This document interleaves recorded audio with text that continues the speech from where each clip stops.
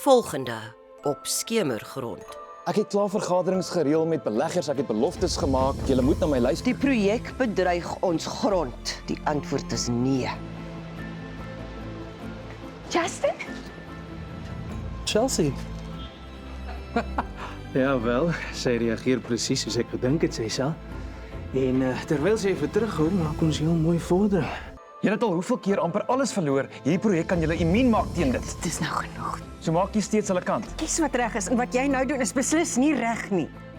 My hart sê nog steeds ons twee is bestem vir mekaar. Nou voel ek dieselfde oor Sander.